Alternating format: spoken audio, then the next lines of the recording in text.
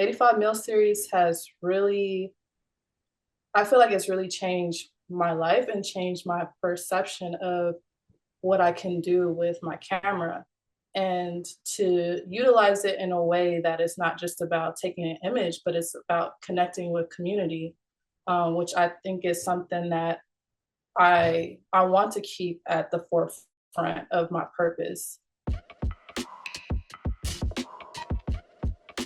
Welcome, listeners, to another episode of the Banquet Hall podcast. After some technical difficulties, I'm giving the introductory spiel a second time. But if this is your first time tuning into the podcast, make sure you like, subscribe, follow the podcast on socials at Banquet Hall Pod. If you're watching on Spotify or YouTube, you can actually catch the video. So if you want to see our beautiful brown faces on the camera, you're in luck. This is a podcast that has been months and months in the working. I've been DMing this artist, like, please get on the podcast. Please get on the podcast. Started feeling thirsty after a moment, but we finally made it. Zay Monae, welcome to the podcast. How you doing today? I'm doing swell. Thank you for having me after, all the DMs that you, I'm just kidding. Every single time I'm like, well, I'm about to get on her nerves, but I'm gonna try just to check in. As soon as I see a post, I'm like, let me just check in real quick. No, I respect that. I respect the consistency because I'm like, I've never really had an interview on a podcast, so it's like I was apprehensive about just hopping on, but I was just like, you know what, let's just do it. So thank you for having me. I'm happy to be here and happy to break out of my shell and start talking and telling my story. So yeah. Hey, I'm happy to be walking through it with you. I won't lie though, when I saw you DM me, and you said it's time, I'm like, wait, did I ask for something different? Like, what is this about? I was like, oh, the podcast. I was like, bet, we could do it today if you want to. But y'all are in for a treat. I'm excited to just share your story, talk about your story, and learn more about what you do because as we'll get into in a bit, it's been a while since we've connected. But first things first, I always like to start the podcast with a random icebreaker question. A lot of times I forget to think about the icebreaker, but I was prepared today. So the icebreaker for you, and I'm very interested in your answer to this. If you could go back in time and photograph any moment, what's a moment? It doesn't have to be the only moment, but what's a moment you would want to capture, like as the photographer of the moment? It could be something big, it could be something cultural, it could be a family moment. What's something you would want to capture?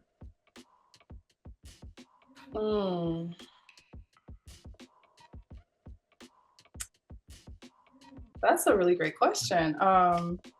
Because there's so many moments. I feel like the moments I don't have my camera, it's like there's always a time where I'm just like, oh, that's such a beautiful moment. And I'm just like capturing it with my eyes and just like storing it in my memory. And it's just like, but if I have my camera with me so other people can see what I just saw. But there's a lot of moments like as a kid growing up that I wish that, there was a camera around, or even if I was like, if I clone myself as I am right now, just going back in time and just like photographing myself as a kid, or like me with my friends, or just different like monumental moments, back in the day, and capturing like even what Leimert Park used to look like back in the day. Just like some before, before the time type of photos.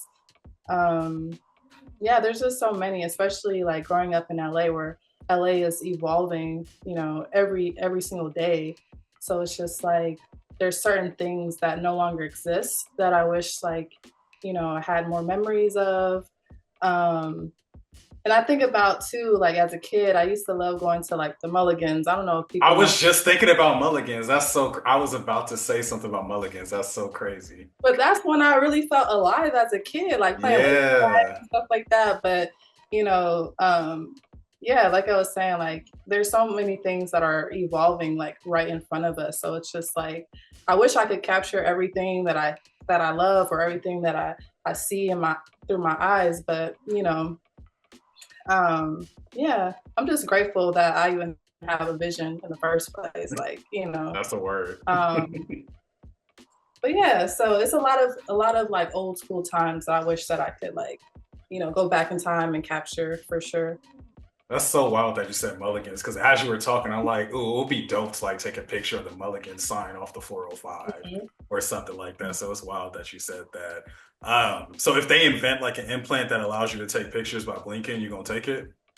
Shoot, I would love that. That'll make my job so much easier too, for sure. Like, man, and I know they have the was it the Ray-Bans? Mm-hmm. I'm just like, I might need to invest in that and just see what's up with that too. Hey, you honestly might need to because my homie Kenny, he has some, and he posted this video on his story, and he was in like a fitting room changing into a sweater. I was like, wait, where's the camera at? Then he started moving his head. I'm like, wait, is you taking these pictures with your glasses? That's fire. It Like a is. real like point of view, the point of view that only you could really see. So being able to allow people to, take a look at your perspective, I think that's really dope. Absolutely. And I feel like our conversation today is going to be a lot about perspective. So I'm happy to get into it. But first things first, you alluded to being from LA, and that's usually the first question of the podcast. Being from LA, how did that shape who you have become, the person you're becoming, the work that you're doing? What does it mean to you to be from LA? LA is just LA is probably one of the dopest cities in the world. And Absolutely.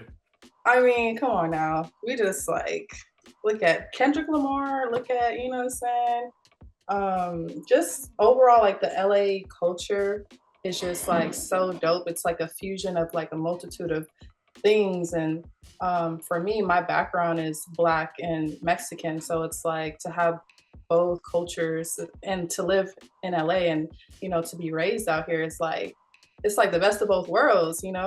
And that's a lot of what my work symbolizes too, where I really try to do my best with highlighting both communities in the way that I see them, and to try to like just really knock down the stereotypical version of how LA culture is perceived, especially in media. And I know, like, growing up for me, the way LA was perceived, it was just like, I just feel like it was just one story. You know what I mean? Just like it was just encapsulated in a way that I just feel like it was just like a cycle of like violence and like drugs and you know what I mean? Just like I'm like I saw that growing up, but that wasn't like the majority of my experience. Mhm. So I feel like, highlighting the joy and highlighting, people dancing and having fun and, feeling safe and free. Like that's what I saw growing up as well. So through my work, I really try to embody that in my work. So Couldn't have said it better. And I think freedom, it's funny, we're really on a similar wavelength because as I was driving home for work, have you seen Sinners? yeah.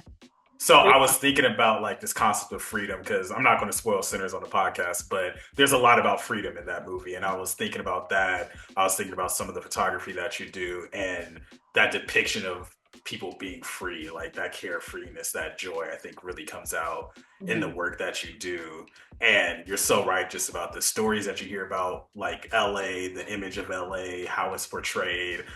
You have the violence aspect of it. You have the like influencer Hollywood culture of it. And I think when I went to San Diego for college and people would talk about, oh, you're from LA, there's this assumption of what being from LA is like. There's almost like this costume of LA. Like people, all of a sudden, everybody was saying like cuz and blood, but like for fun, like, haha, I'm from LA, Mhm.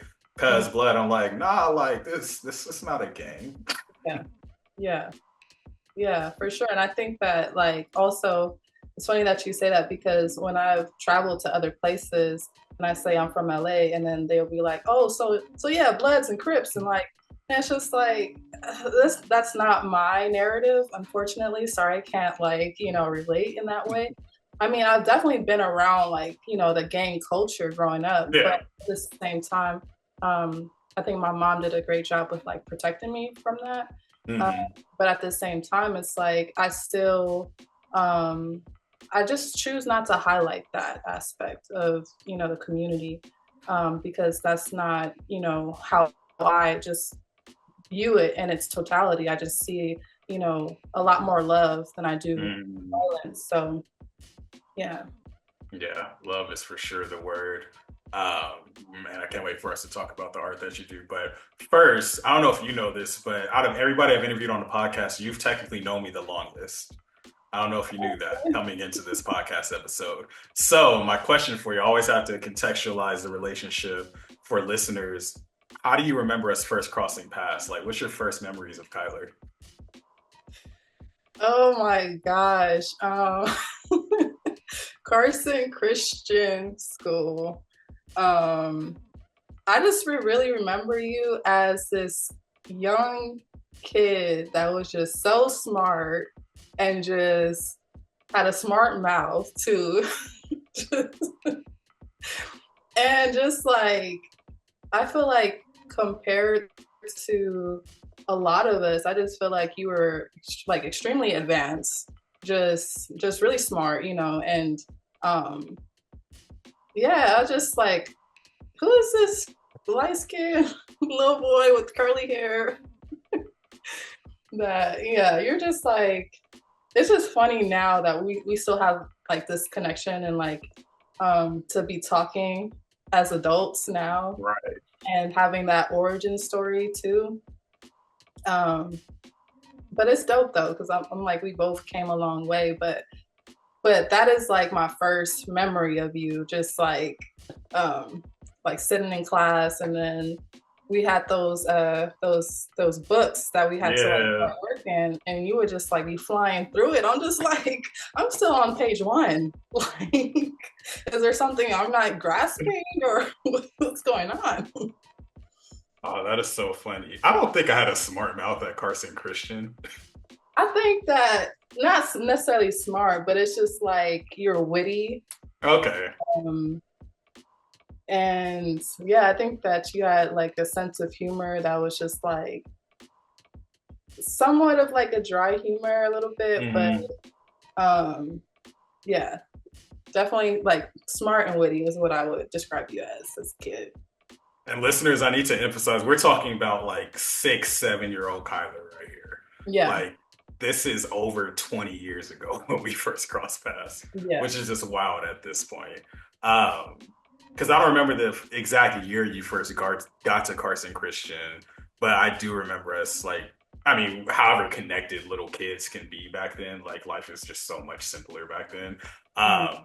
But I just remember like you first coming to Carson Christian, just I still think about, not actively think about, but just that age and like you said, those workbooks and how small the school was. We went to school next to a liquor store and a grocery store plaza. Right, Like, right. like it's wild to have a Carson Christian Elementary School next to Crown Drugs liquor Yeah, store. yeah. That was crazy. Good times though. Good times. But this is the second time we've connected since those young days. I don't even remember what connect. We like randomly linked up in Torrance. I don't even remember what led to that. I don't know if I saw you at the mall or something or what. But that's the last time I saw you, and that itself was like 10 years ago now, at Yeah, least. yeah. That was a minute ago for sure. Yeah, I'm like, now that I'm thinking about a Carson Christian School, how how old was I? Because I'm 30 now, so And I'm 29. okay. Well, But look at us now in the year 2025 having a podcast as adults, probably still trying to figure it out. But that's what we're here today for. But let's go ahead and get into the conversation. Zay, how do you identify yourself as an artist or creative? I always like to give artists an opportunity to define themselves because I think too often we get put into these boxes. Oh, I'm just a photographer, I'm just a poet, I'm just a podcaster. But how do you identify yourself as a creative? well, currently, I have the title of cultural photographer, just to kind of like sum up like my work and the type of photography that I focus on. Um, I feel like I do more than just that though. So I think I'm still trying to figure out a better title as of now, especially as I'm getting more into video and Yeah, I just don't want to ever put myself into a box because I feel like then that can lead to me being overlooked for certain opportunities where I'm just like, wait a minute, I can actually do that. Right. Don't get it twisted. Yeah. So yeah, so I'm starting to feel like maybe I need to um, figure out a different title. But as of right now, cultural photographer is my main title. And what does cultural photography entail? It entails, well, first and foremost, is it has a lot to do with prioritizing community, um, making sure to highlight a community in an accurate way that represents our history. Um, so a lot of my work that I do is centered around like community-based events too. So I think that's something that's really important to document, especially because as a Black woman stepping into some of these spaces, it's like I actually don't see Black photographers documenting us. I'm just like, wait a minute, like wait a minute, hold on. So yeah, I feel like there was a need, especially for Black women, to be Mm. documenting us in these spaces. So I think that also has to do with why I do what I do. Um, Not even just out of the love, but I think it's out of necessity. Um, but yeah. Yeah, I think that representation is so important. I think the older that I get, the more that I pay attention to film. We just talk about centers, the more pay attention to media. Just the importance of having people who share the experience and the identity. Like you know what black skin looks like when it's like lit well. You know how to frame people. You know how to capture joy. You know how to capture people in a loving way. You used the word love earlier, like just love for who they are, love for the culture, love for the community events. And like, I'm going to affirm you a few times on this podcast, but just when I see you post your photos, like I share my friend's stuff because I want to support my friend's stuff, but I also like see that it's quality. I see that it's great. And when you post something, I feel like I'm at the event. Like I Mhm. feel like I'm in those moments. And I think that's just so essential. And I love the moniker of a cultural photographer, but I also definitely understand just like there's a lot more depth to what you're able to do and trying to figure out how to showcase that, how to explain that.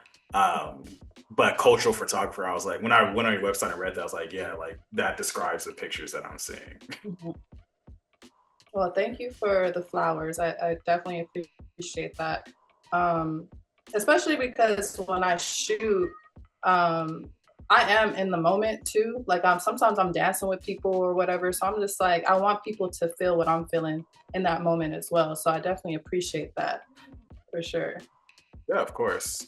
And I'm always curious about origin stories. I like to treat artists like superheroes. So, when was the first time that you remember picking up the camera? Like, when did you fall in love with photography?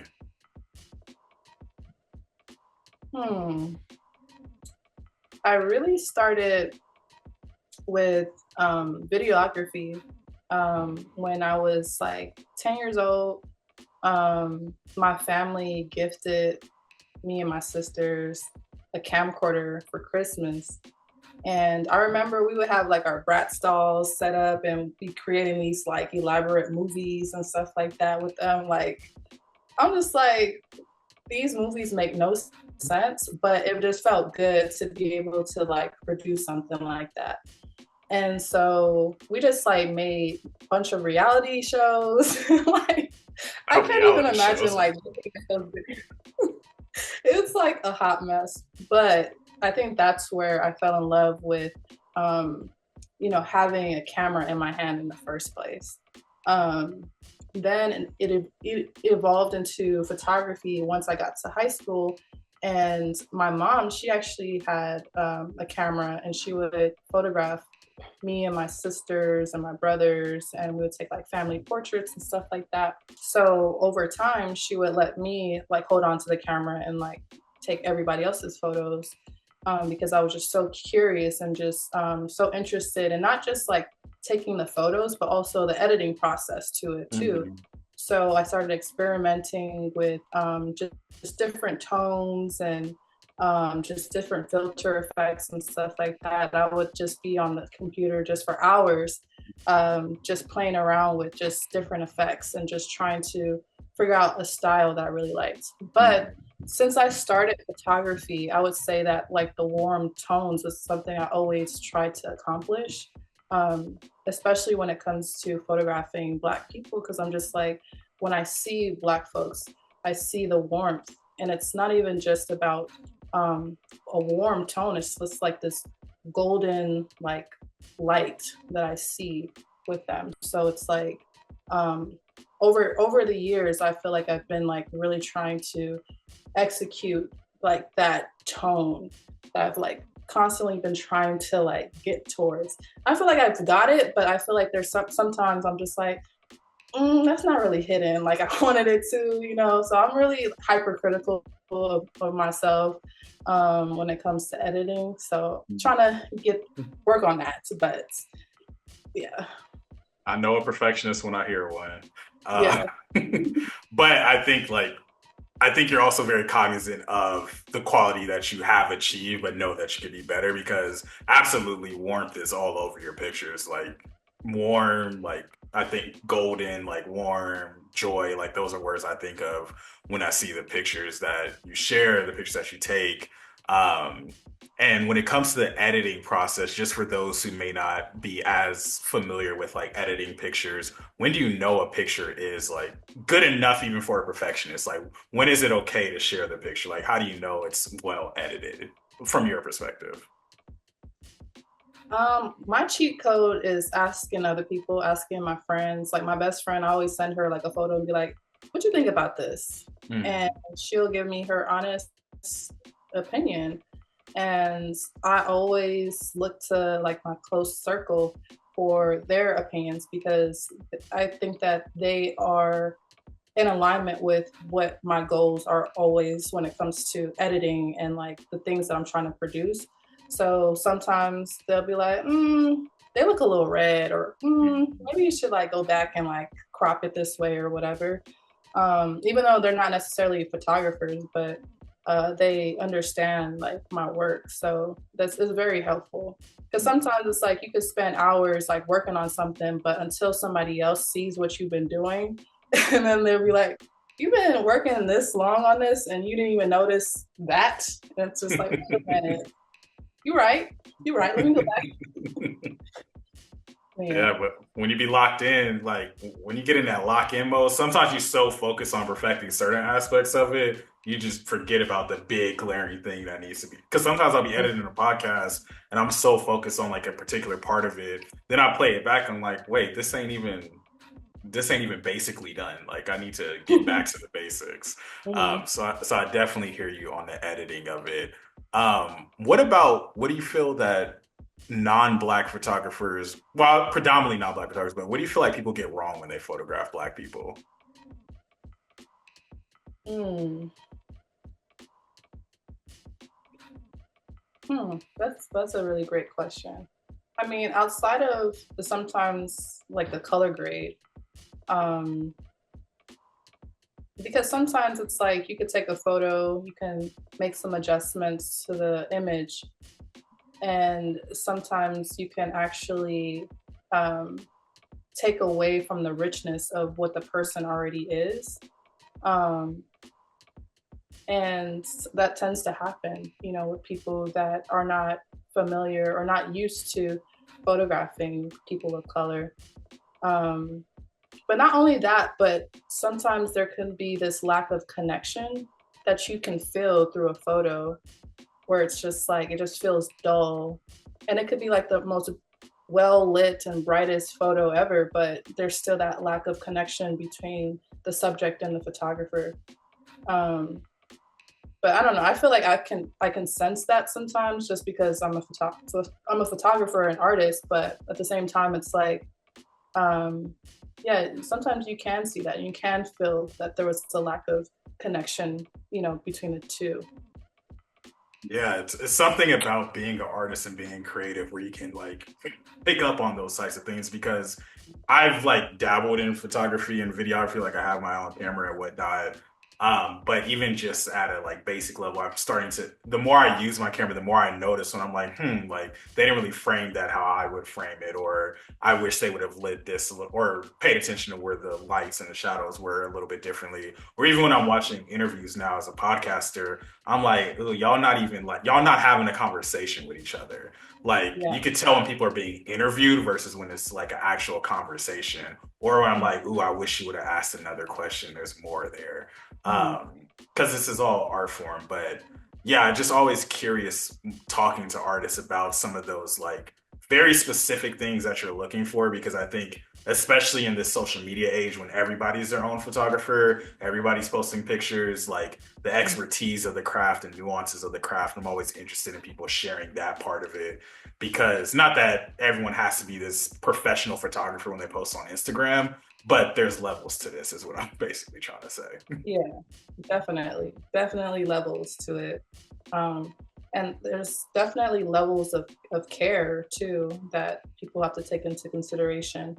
Um, and it could be subtle things too. It could be, you know, something is just out of place, like somebody's shirt is like twisted, or just different things like that, like little details to show that you are really caring about your subject rather than just trying to capture a moment and trying to go viral because you just captured this dope person and they look really cool.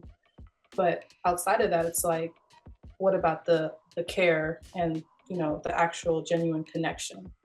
um but yeah, there's a lot of photographers out there that are prioritizing just wanting to capture the subject versus just the impact that it actually has on the culture itself.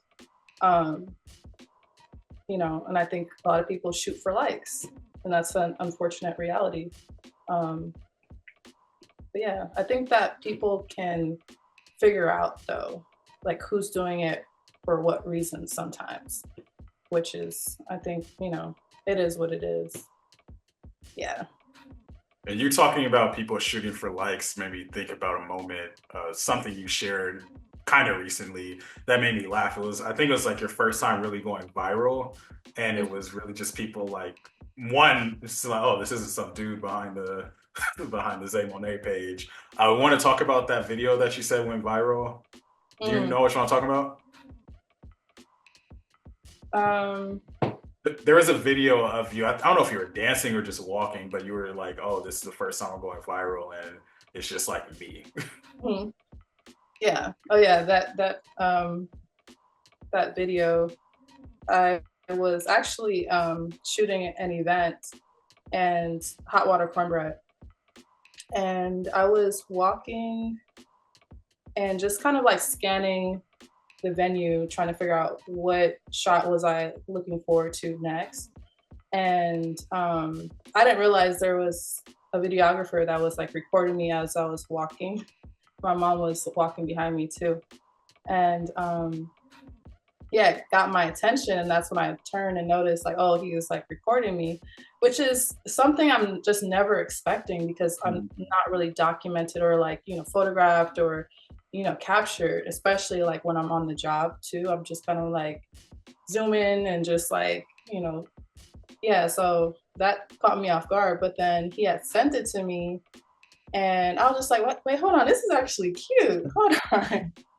So when I posted it, I was just like, I remember I posted it and it was up for like 5 minutes. I'm just like, let me take this down because, like, I don't know. I just like, let me just take it down. Because sometimes I can feel like I don't want to be seen sometimes.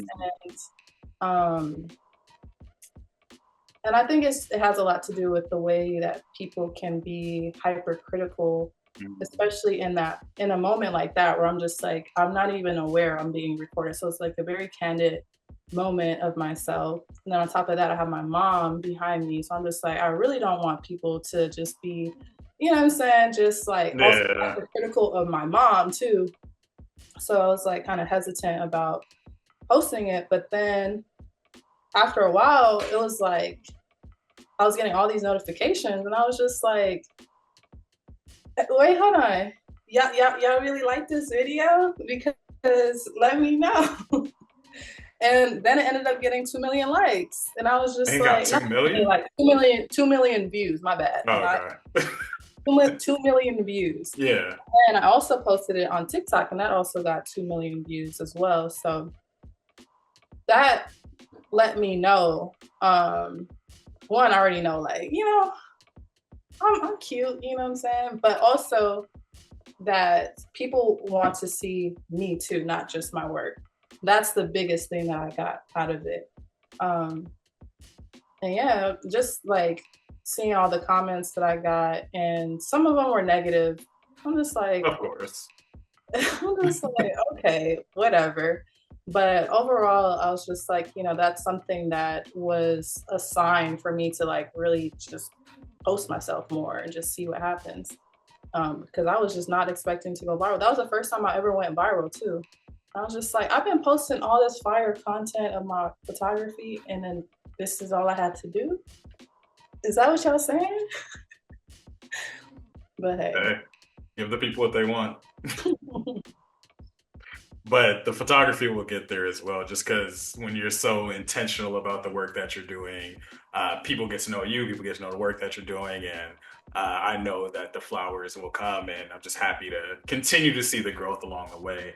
But I do want to transition a little bit to talk about one of the projects that you have that was actually probably the first thing that made me go like, I need this story on the podcast. I need to get her on the podcast. And then 30 years later, I finally did it. So talk to our listeners a little bit about your 85 Mil series. What's the story behind it? What is it about? What can you share about 85 Mil? Yeah, so the 85 Mil series is a series I started that is dedicated to highlighting individuals in the community and taking headshots of them just to capture their essence in like the most rawest way. Um, and I started this idea of going around, like driving up to people's homes and telling them to like come outside and I'll take your photo, and just making a whole tour of capturing people in their essence. And originally when I had started this series, um, I started it because I was depressed and I was seeking connection with community. And I was just like, I wanted to use my camera to be a vessel in accomplishing this. And this idea of pulling up on people and, just being of service in some sort of way actually originated from my mother, who has a nonprofit where she would drive around the community and be feeding unhoused people or people that lived in RVs. And I remember one time I went with her because I would help her with passing out food and stuff like that. And this time I took my camera with me. And so I started photographing people on the streets and like with their consent, first and foremost, with their consent, and, capturing them in this raw way and capturing them with their RVs and just, allowing them to have a moment to be highlighted. And so that's where that pull up essence like really originated. But I feel like it wasn't until 2023 where it was really brought to life. And the 85 Mil series, the name is derived from the 85 millimeter lens that I use for the series. And the series, I wanted to keep it really simple. I don't like to overcomplicate things. That's why I only use one lens.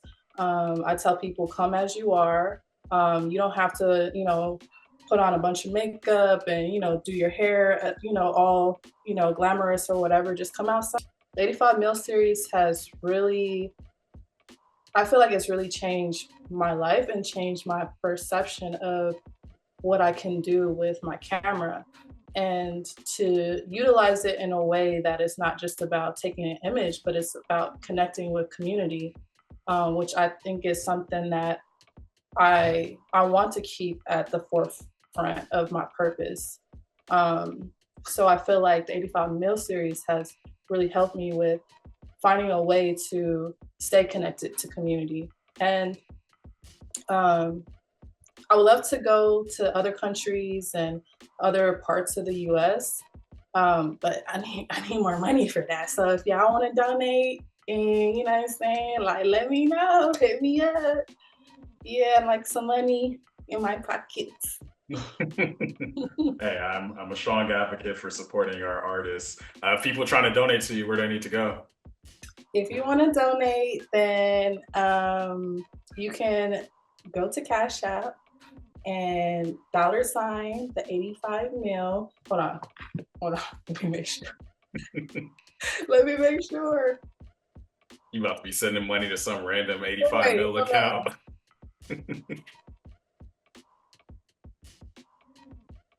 My bad. Oh no, okay. You good. It's $ the 85 mil. THE 85 MIL on Cash App. And the number 85, right? Yes. Awesome. And we'll get to shameless plug corner at the end of the podcast too, so you can plug yourself again. Okay. But yeah, the 85 mil, like that's where I get that warmth, and I have your website pulled up right here. That's what I'm looking at. But the warmth, the joy, like freedom, and I love the concept of like just pulling up how you are. And I think every time you post it, like it's really emphasized there. It's just like, hey, like it feels like a service project for a community in a way. And then especially like when you be posting our Black babies on your story, man, I be having some rough days sometimes, and you post like just a Black boy smiling, like, man, this is perfect. Mm-hmm. This is all I needed to see today. And every time I'm like, no, I'm sharing like 3 of these on my story because more people need to just see this joy across their timeline. Just beautiful, like just because with the way the world works, if you just see young Black children just smiling on a timeline with a nice glossed up photograph, I'm like, yes, like the people's photographer. Mm-hmm. I appreciate that, especially because I feel the same way, even while I'm photographing these kids, where it's like I'm getting choked up, like taking their photo and like trying not to cry.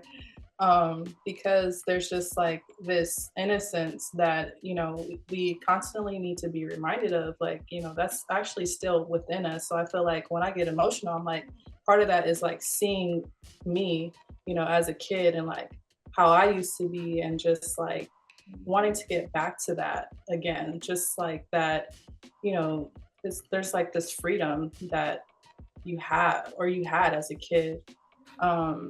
And I strive for that, you know, as an adult, like where sometimes I'll just pull up to, you know, a trampoline park, or I'll like get on a swing and just forget about my bills for a second.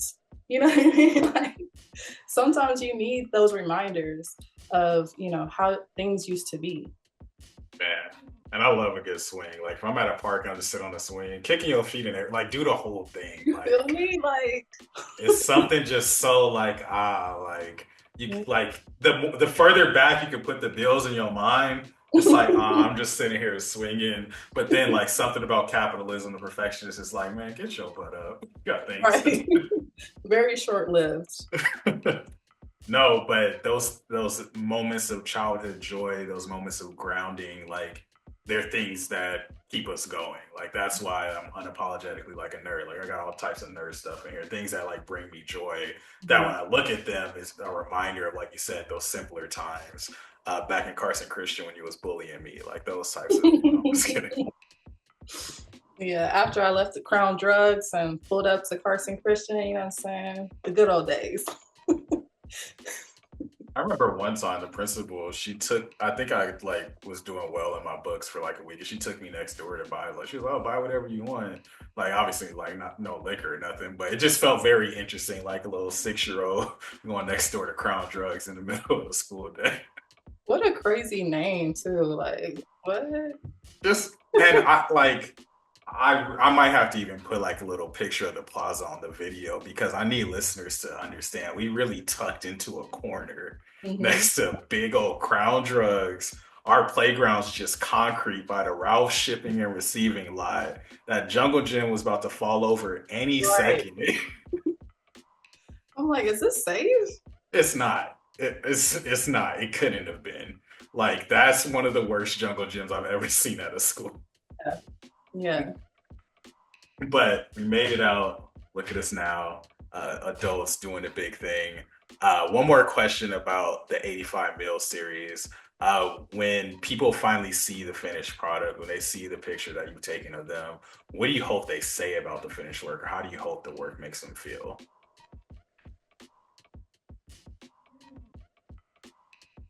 I want it to always be a reminder of the the beauty that they already possess. And 30 years from now, they can appreciate a photo like that where they were highlighted just as they were, during whatever point of time of life that they were in, whether it be something like traumatic that was happening, something, you know, um, I don't know, like a pivotal moment in their life that they have that documentation of like who they were in that time, and just having that visual reminder of that too. um, I think that for me, what I would love to happen is to see these images um, in an exhibition with all these faces just filling up a wall, and so that people can see that this body of work is not just about like me or the project itself, it's about the people. um, but yeah, that's how I would answer that question. That's such a See, great. You've been hitting me with some great questions. I'm just like, wait a minute. hey, I care about your story. I know the questions that get the artist thinking. I appreciate that though.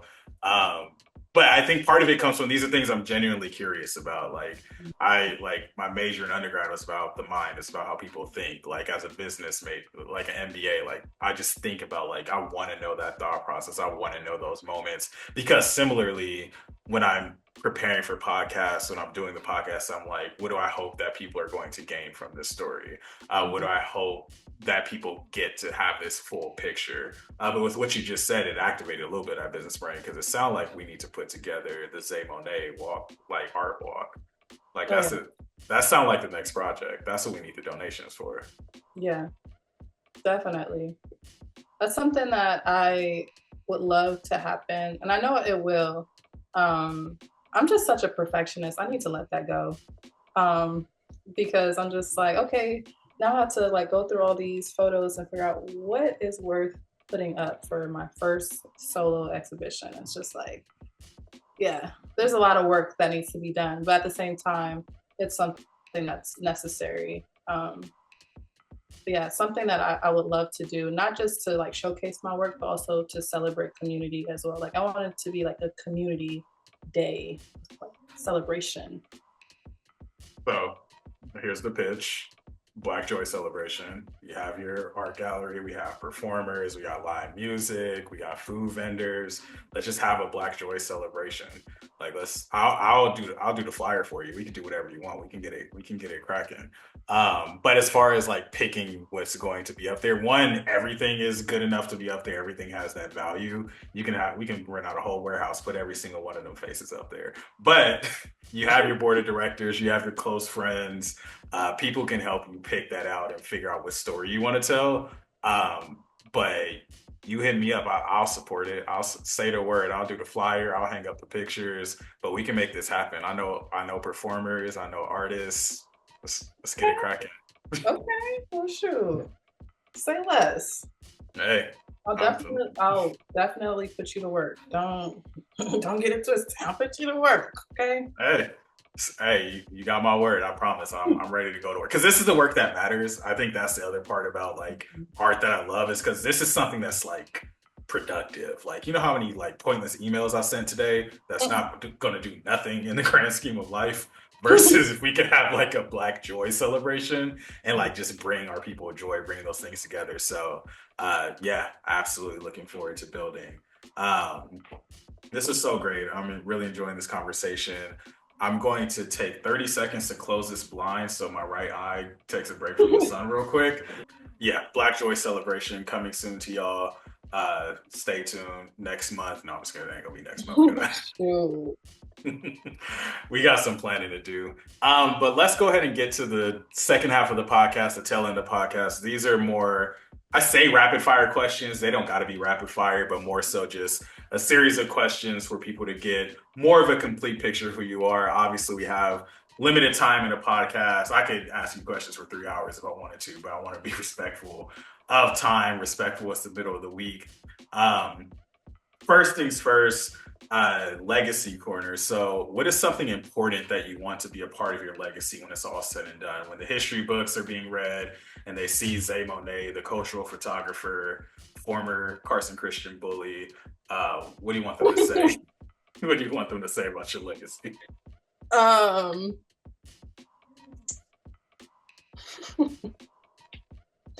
that's so funny.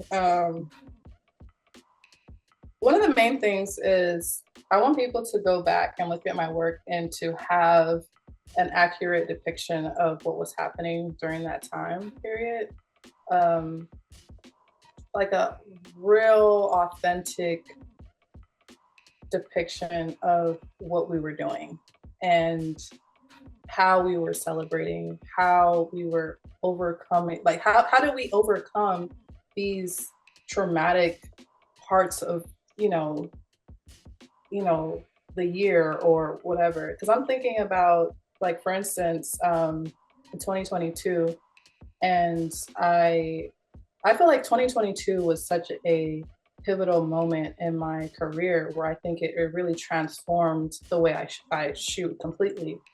Um, because it was during the pandemic, but it was during the time where the lockdown wasn't as heavy and people were starting to get comfortable with coming outside again.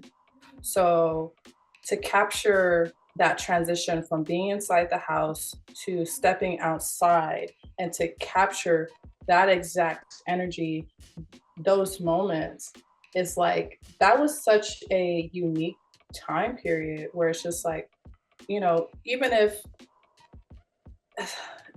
like we're never going to get another time like that. You know what I mean? Because it's like, that was just, that was a crazy, crazy, crazy time. But to see this different version of like liberation, um, it's just something that you just can't duplicate or replicate again in history. So it's like, I want people to see like what we were doing. How did we rejoice? How did we overcome such a hard time, and what did that look like? um so yeah, that's like one of the main things, because one of my idols, for me, one of the goats is Jamel Shabazz, and also Gordon Parks, of course. And the way I feel looking at their images is like, that's exactly how I want people to feel looking at my work too. um just capturing a time and capturing it in such an authentic way too, that somebody that has never experienced anything like that, they will never create images like that. So yeah, I just want people to have like this authentic perception and perspective of what the times were like. No, absolutely. Like, it's just, we've lived through such unique times. Just like, I'm sure a lot of generations say that, but just thinking about even how you describe that 2022 period, like, people are seeing each other for the first time in months, the longest time they've gone without seeing certain people, Mhm. people having their first Thanksgivings and holidays with families, even those initial interactions where you go see somebody and like, who should I stand? Like, too close? Are we hugging? Are we doing high Mhm. fives? Like, there's this reconnection of humanity. And I think that, quite frankly, we're still healing. We're going to be healing forever from that. But those moments are just so essential. And even thinking through like what LA looked like those first months of the pandemic, where it's like, dang, the 110 kind of empty, the 405 kind of like, it's kind of nice. Right. But it's within the context of all these bigger things going on. And it's just, yeah, it's just such an interesting time. And I think photography, art, the way we document these events from our perspectives is so essential. And this is news to the listeners, but what is it, 9 to 10 years ago, I did this like documentary as a project for an internship called hashtag Black at UCSD, more than a hashtag. And I was looking at the video this past weekend, and I captured like video of protests that were going on, like following like Mike Brown stuff, Trayvon Martin stuff, and also like a bunch of times where BSU was just like dancing and having a great time. And it's just like all these microcosms of this time where it's like, yeah, on Wednesday we was blocking the library walk and protesting Black Lives Matter shirts. Thursday, all you see is nays and hitting the quan and all that. But this is the duality to that experience. This is a snapshot of that time.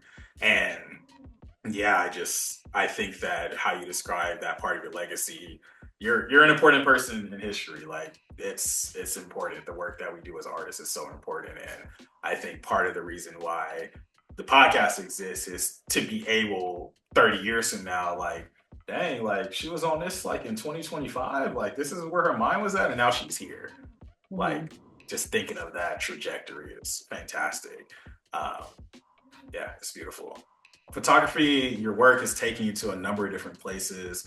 Where's a place outside of California, outside of LA, that you've been to and captured moments that felt like just like an amazing experience? Like, where are some places that this work has taken you? Well, let me start off with saying Charlotte, North Carolina. Uh, I photographed some individuals at the Durag Festival last year, and I was able to just see like this different side of the United States. I've never been to North Carolina, so that was a great introduction to the city and just getting to know the Black community out there. And the type of images I got, oh my gosh, they're just so beautiful. Um, and one of my photos that I captured of this one woman, she just perfection, just the way that her hair was and her skin and just like the combination of colors that she was wearing. And to be able to capture her like that, and then for that to be like less than a 5 minute like moment, and to see like that one of the photos going viral, and it's still going viral. Just like randomly seeing it on YouTube or Pinterest or on Threads and Instagram and stuff like that. Um, yeah, it's just I really love Charlotte. Outside of Charlotte, I went to Costa Rica and photographed some like Black Caribbeans out there. Specifically, I did that to really showcase the Black culture out there, so people know like we exist in different variations and different parts of the world, and this is what we look like in this area too. Um, yeah, so those are some of the highlights of my photography career, like traveling to those places. Seeing the like posts from Costa Rica, I was pretty jealous. So I was like, dang, like I'm over here just in an office and you over here just living life. But no, those pictures, I was just looking at the North Carolina photos on your website as you were talking about them. And yeah, just the beauty in Blackness and the different hairstyles, the smiles, the eyes. And I really can see what you mean about like being, I think you mentioned like the person like being present in the photos, or like that intentionality, because it feels like y'all captured that moment. And moments are something that are really big for me because, like I said, we're in this short form content era. Everything's go, go, go, screen time, et cetera, et cetera. But just the chemistry, the what you can have in just like 30 seconds with the person, like there's so much within that 30 seconds. Exactly. This is probably one of my favorite podcast episodes so far. Just like I love talking to artists. Let's go with your Zen place. So I always like to ask artists, where does your Zen place? How do you create your Zen place? So either a physical place you go to, or a set of circumstances that you have to create to bring you a peaceful state of mind. Like when I'm about to start a podcast and I'm trying to get into the mode, I gotta make some tea. I gotta get the essential oils going, get some lavender in the air. So what's your Zen place? I like to meditate. I like to do a little prayer too. I like to drink lavender tea. Lavender tea is my bestie. Um, and this might not be healthy, but I do scroll on TikTok a little bit, and that'd be like comforting sometimes. And that's real. um, yeah, you know, you never know what you see on TikTok, but I feel like I always get a good laugh off of TikTok. So I'm just like, but when I'm really, really trying to lock in, I'll do some meditation, I'll stretch, do some yoga. Um, I like to journal a lot. Um, Journaling is something that has been really healing for me. So, yeah, those are some of the things that bring me peace and get me in my Zen mode. What has to come across the For You page that brings that instant joy? Like, what's the For You page looking like? You ain't got to share like all the details. So I know For You pages are personal, but what's that For You page looking like that brings you joy? Typically, it's some old school photos of some Black people from, you know, back in the day celebrating dancing or something like that. Um, I love this page called Black Archives, where they're always posting just these beautiful moments from Black people from different parts of the country. And yeah, it's also like I follow that page too as inspiration to continue to shoot how I shoot, just to stay on track. Um, because it's like the simple things, you know, that I want to continue highlighting because those are things that matter too. Um, yeah, Black Archives on Instagram, they're amazing. I really love every post that they put up because it's just like just incredible, just the way that we were capturing ourselves. Some of the photos that they post are from non-Black photographers, Mm-hmm. but that's neither here nor there. Regardless, it's a beautiful moment, beautiful capture, whatever. But some of those photos are captured by Black people, which I do appreciate. So shout out to them for just showcasing the historical photos of us enjoying life. Love that. Outside of what we have discussed, what else do people need to know about you to get more of a complete picture of who you are? Obviously, they're not going to get to know every single part of you in this first podcast episode. I'm going to manifest a second one in the future. I'm going to be back in your DMs. But what are some other things that people need to know about you to get a complete picture of who you are? Like, it could be anything. It could be my favorite color is blue. It could be deepest, darkest secret, whatever you want. The deepest, darkest secret. Okay, so when I was in a sixth grade, no, just kidding. Um, so one of the main things is that I am not a man. So please stop blowing me up in my DMs. I do have female reproductive organs. I don't know my pronouns, she, her. Yeah. And yeah, that's the main thing because I'm really sick of getting brought up. Not, I want to say I'm sick of getting brought up. It's just funny at this point. And it's funny when I respond to them like, "Oh, I'm actually a woman." They're like, "Oh, my bad, queen. My bad, queen. My bad, sis." Like it's funny. Um, Another thing that I would point out is that I am goofy. I'm extremely goofy. I'm silly, and I think that um, that's a part of myself I would like to showcase a bit more in the future. So who knows? I might be featured, you know, on an episode of I don't know some random sitcom or whatever. I don't know. Guest starring Zay Monae. I do kind of remember you being goofy when you was 8, so I guess things check out in the long term. Oh, absolutely. Yeah. But Class clown slash bully. I'm just no, she wasn't a bully, y'all. I was just kidding. She was nice, I think. kidding. I mean, how much am I supposed to remember from you from 20 plus years ago? I'm supposed to know every single detail I remembered about you. Yeah, that was such a long time ago. All the main things that I remember going to that school was them dang workbooks. And I'm just Yeah. like, I don't think I'm learning. Like I don't know if I'm actually learning or retaining this information, but It was vibes.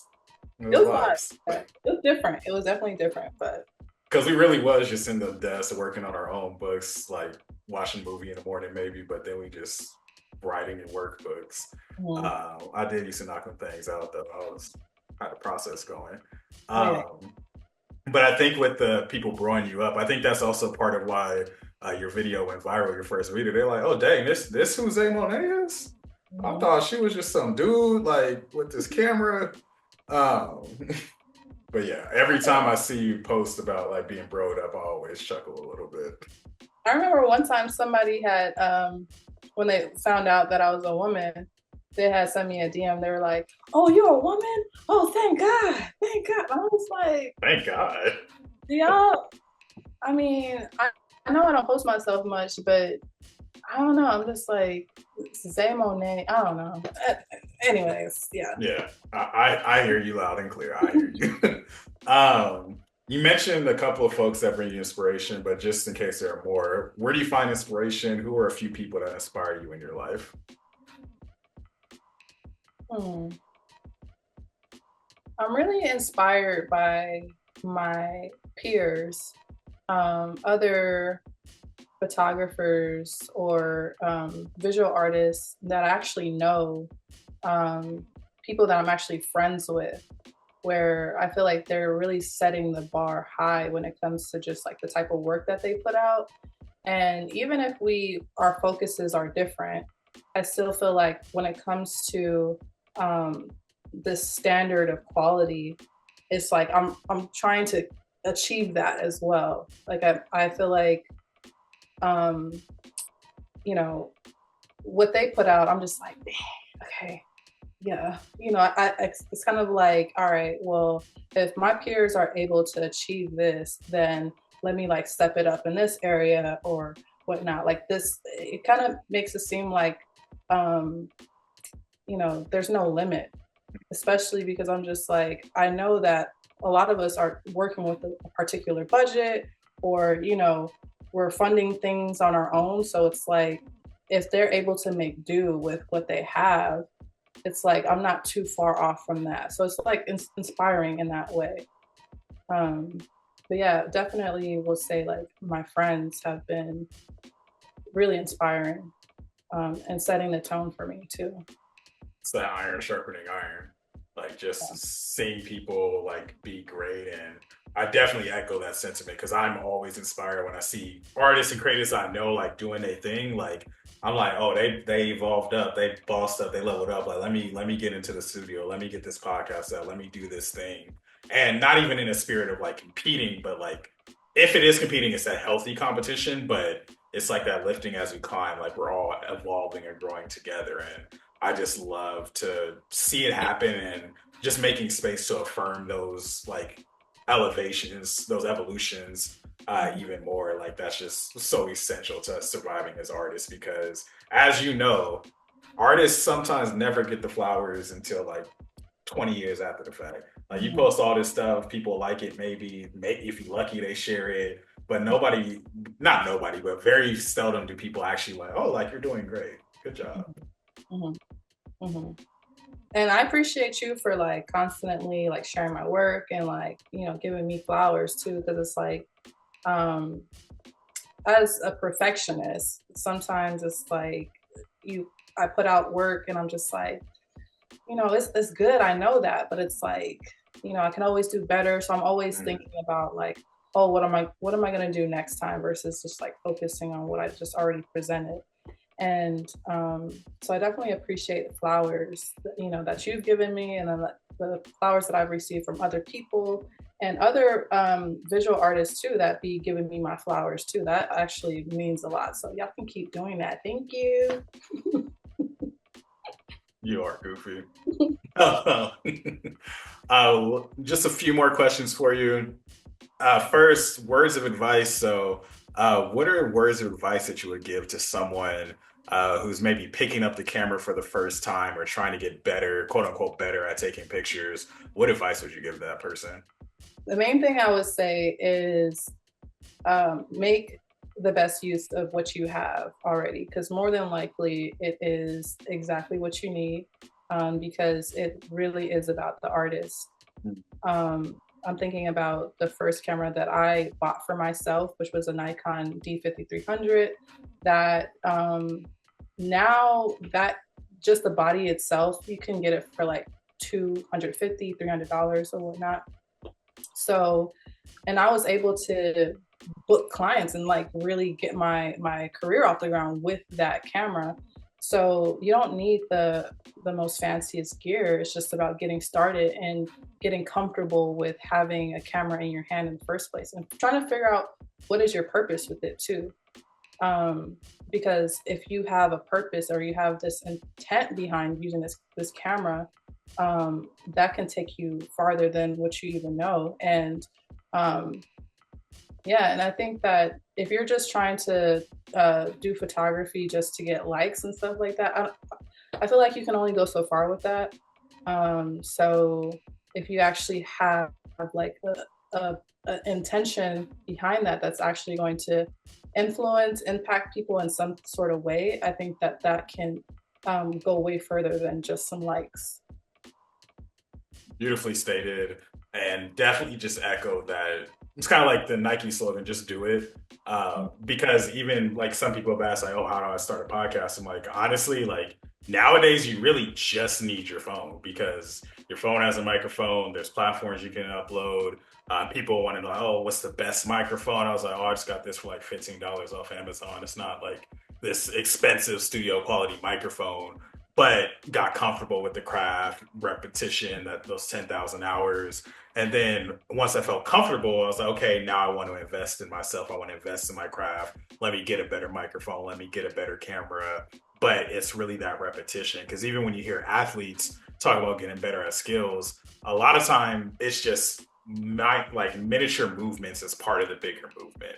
And same thing Yeah. with like getting better at a craft. Like you're practicing lighting, you're practicing framing, you're practicing like whatever it may be. But Mhm. absolutely echo that. Just get great at one thing and then evolve from there. Mhm. Mhm. Yeah, just taking baby steps and not, trying to rush into things, because slow motion is better than no motion. As long as you're constantly like practicing, striving for better, then you'll be fine for sure. Slow motion is better than no motion. I haven't heard that one. Did you make that up or is that from somebody else? I heard it from someone else. I can't remember, but I've heard multiple people use it. But I'm just like, hold on, I'm gonna use that for me, because sometimes I just feel like, and it's a little vulnerable moment, but sometimes I'll be feeling like, dang, I didn't really do much today. And, Mm, sometimes I could feel down about that, because I'm just like, I didn't, do all the things on my to do list. But at the same time, it's like, in a week, when I reflect on what I've actually accomplished, it's like, wait a minute, I actually did something. And if I'm just in bed, like on TikTok, scrolling all day, like every single day and not doing anything, then that's a whole different scenario. But right. just constantly, moving, like constantly in motion, regardless of whatever speed it's at. It's like it's something that's progressing to the goal. So yeah. Absolutely.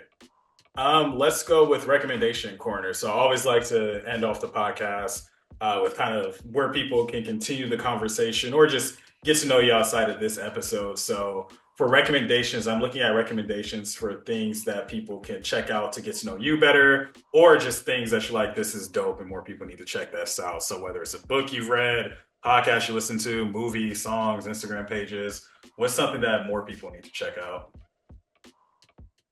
Hmm. I mean, if you haven't seen Sinners, let's just start there. If you haven't seen Sinners, go see Sinners. Absolutely.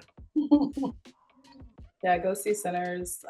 If you're into Black archival photography, then I would follow Black Archives on Instagram. I think it's blackarchives.co, I think. But yeah. that page has a lot of history on there. So if you enjoy looking at some black and white photos or just photos of Black folks in different parts of the United States, then definitely check out Black Archives. And definitely confirming it is blackarchives.co. Just looked it up for you. Thank you. So check them out. I'm gonna make sure to follow as well. And which is a good transition to where people can find you. How can people support you? Where can they support Zay Monae online? Yes, so you can follow me at Zay Monae, ZayMonae on Instagram. You can follow the 85 Mil on Instagram. I have TikTok, so follow me at Zay Monae __, and also the 85 Mil series on TikTok. You can follow me on Threads too, if you're on Threads. You be threading still? I do. I was threading today, and yeah, I like it over there. It's definitely, I feel like I get a bit more love over there, but that's neither here nor there. Yeah, I do think that Threads gives a lot more love, and sometimes I randomly get notifications when you post on Threads too. It'd be like, "Oh, Zay Monae posted a thread." I'm like, I need to open that app more often. I also just found out I wasn't following you on TikTok, so your follower count just went up by 1 in real time. Hey, kind of.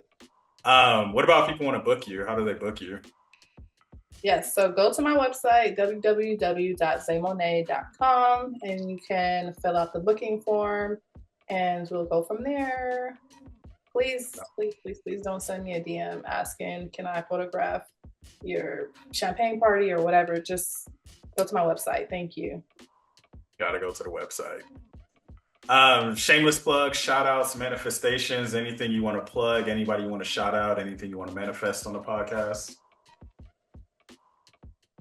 One of my goals is to do a collaboration with Afropunk with the 85 Mil. So I would love to work with Afropunk one of these days and bring the 85 Mil series there. So that is something that I'm putting out into the world, into the universe, and sprinkle, sprinkle, sprinkle. Ashe. So listeners, if any of y'all are connected to Afropunk or 6 degrees separated from Afropunk, tell a friend to tell a friend. We're gonna get Zay Monae and the 85 Mil at Afropunk. And that leads us to the final segment of questions of the podcast, takeaways, lessons learned corner. Always like to close out the episode with giving the listeners and yourself, the guests, a little bit of reflection. So Zay, what are you taking away from this episode for yourself, and what do you hope the listeners are taking away with them? Okay, the main thing I took away from this podcast is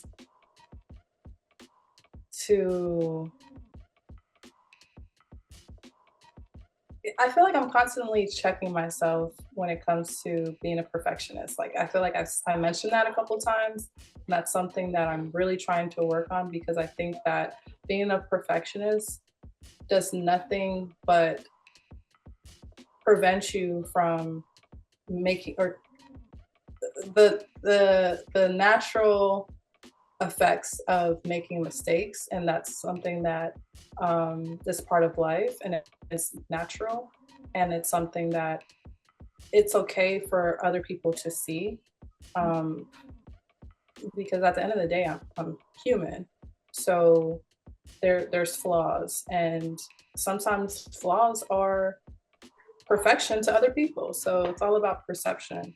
But doing this podcast, even with like being able to like speak and in front of the camera, and like it's recording, and oh my gosh, like, you know, there's, even when it comes to when I'm speaking, sometimes I'm just like, oh my gosh, like I shouldn't have said that, and you know, I could have worded this better, I had brain fog and whatnot. It's just like, wait a minute, F all that.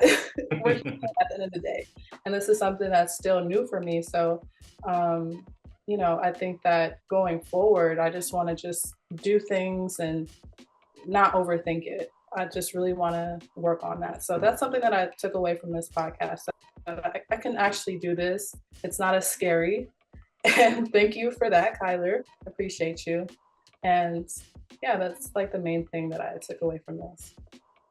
What about for the listeners?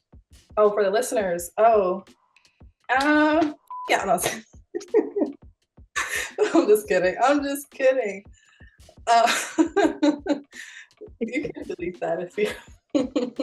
I'll delete it if you want, but I'm gonna leave it in if you don't care. Okay.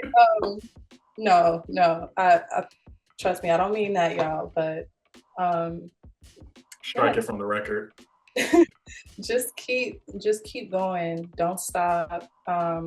Take baby steps. You don't have to take big leaps. Just take baby steps so you don't overwhelm yourself, or so that you don't feel like you're overextending yourself and utilizing so much of your energy that you're depleted, and then you no longer want to even pursue the goal anymore.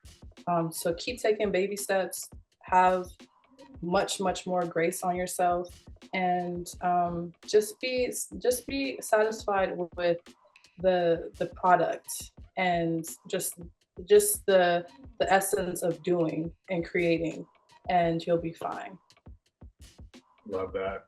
I definitely want to echo a lot of your takeaways, specifically for the perfectionist, because as a perfectionist myself, when I first started podcasting, that was the same thing to me. I'm like, ooh, like, why did I say that? Why did I say that like that? But after a while, I'm like, all right, dog, you're not going to say everything perfectly every single time. Get over yourself, and you're going to make mistakes. Things aren't going to come out right. Things may not flow right. But in the spirit of authenticity, you just got to do it. You Mhm. just got to put yourself out there. You just got to deal with the bumps and bruises. And I really appreciate your framing of sometimes those flaws are perfection to other people, because, and I know you probably go through this sometimes with your own artwork, but sometimes, oh, that was so perfect. And I'm like, nah, I messed up here, here, here. Like, oh, I didn't even notice. I'm like, oh, I've been thinking about it for the last 2 months. I haven't forgotten about it yet. Um, but yeah, just like the power of just creating and being and embracing that humanity, I think is so essential. And I also would say a takeaway for me is just the importance of being present with people in all forms of creativity, in all forms of life. Like, presence came up in photography. I mentioned being present in a conversation on a podcast, and that intentionality, because I think staying true to who you are and the purpose of what you do, and like actually going after things that you want, because you could have said no the first time when I should be on a podcast. Like, all right, well, say ain't never gonna be on a podcast, forget about it. But I'm like, nah, she got a story to tell. I'm gonna just nudge a little bit. um but I also just appreciate that trust. I appreciate the vulnerability and willingness to even try it out, because, like I said, I've seen you once or twice in 20 years. You could have been like, nah, I ain't seen you since you was this dimpled 7-year-old little boy. Like, nah. But here we are. We had a beautiful conversation on the podcast. And for the listeners, what I hope the listeners take away from this, take more pictures. I think we all can take more pictures of ourselves. Appreciate the beauty in moments when your hair is not done, when you don't have the right outfit on, when you just woke up. But also get glammed up and take a nice picture of yourself. Um, and come to the Black Joy celebration coming soon, sponsored by the 85 Mil, Zay Monae, Banquet Hall podcast, all the things. Um, but yeah, it's been a fantastic conversation. So happy that we were able to connect in this way, and hopefully we'll continue to connect in the future. Listeners, definitely want to thank y'all for tuning into this episode of the podcast. I know several of y'all have come to the podcast just to hear Zay's story, but stick around for a bit. Check out another artist, check out another creative, check out another person's story on the podcast. We have a few other photographers if you want to get a feel for other perspectives on photography. Dancers, poets, just find a story, find your story. If you want to come on the podcast, you can go to thefourthkyler.com. There's a new form under the podcast section if you want to book a time to be on the podcast. Follow the podcast on social media at Banquet Hall Pod. We gave y'all 5-star content. Make sure you leave that 5-star rating. Like, actually do it. Don't just skip to the next podcast or whatever you're listening to. Like, actually stop and rate the podcast. But yeah, this has been a blast, and I've been giving the mic over to the guests to close out the episode. So I'll hand it over to you for any final words for the podcast. If you want to say F you to the listeners again, however you want to close this out, the mic is yours. Just make sure y'all follow me, and continue to prioritize love and prioritize yourself. Yeah, Prioritize love, yeah. prioritize yourself, and hit that cash app. Hit that cash out, please. Give it to one more time before I hit stop on the recording. What's the cash app? It's $ the 85 mil. THE 85MIL. Thank y'all listeners for tuning in, and we will catch y'all next time.